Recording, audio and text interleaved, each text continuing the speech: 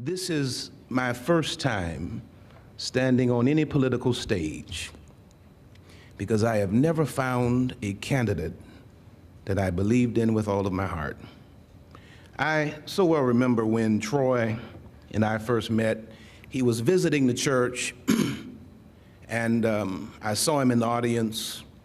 And one day I was doing a funeral and I was coming out of the funeral, and this tall gentleman in his white car comes around the corner and he says, "I've been visiting your church, and I think me and my family, we're going to join." He joined. And Troy has been a faithful member of New Home Family Worship Center all of these many years. Our city is at a point in time where we are either going to step into a renaissance or we're going to fall into an abyss. We need, as Wendell said, one of our best, one of our brightest.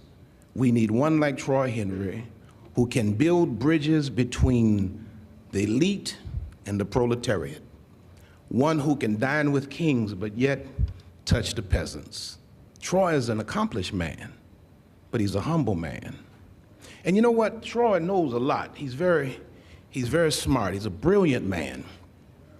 But the main thing that Troy knows that I think will make him the best man for this job, Troy knows what he does not know. And he knows the people who know what he does not know. And Troy is big enough to not be intimidated by those who know what he does not know. Troy is a leader of leaders. He's a man that leaders will follow. He's a man that can pull together a team that can take our city and bring it to where it's supposed to be. I'm often asked, how is it that New Orleans is one of the most beloved spots of ground on the face of the earth, and it cannot seem to rise from the bottom? I'm often asked, right now I pastor a church that's divided between New Orleans and Houston, Texas. And I go to Texas, they say, well, what's wrong with New Orleans? Everybody loves New Orleans. Why can't New Orleans get it together? I believe the Bible has the answer. The Bible says where there is no vision, the people will perish.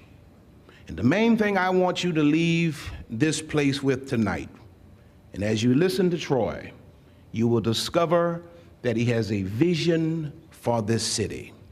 Troy was with me for a brief moment in Houston, and with his skill, with his education, his connections, Troy can live anywhere in the world and succeed. But one day Troy came to me and said, "Pastor, I have to go back home." I said, "Why, Troy?" "I just got to go back home. I want to get back to New Orleans." And jokingly I said to him, "Troy, maybe you're going back home to be the mayor of the city of New Orleans." He said, "Oh, no, not me. I'm just going to do my business and do my part." Troy loves this city. He's not a politician.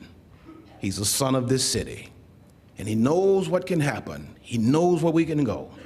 And if you hear him and if you listen, you will discover tonight what so many of us in here already know.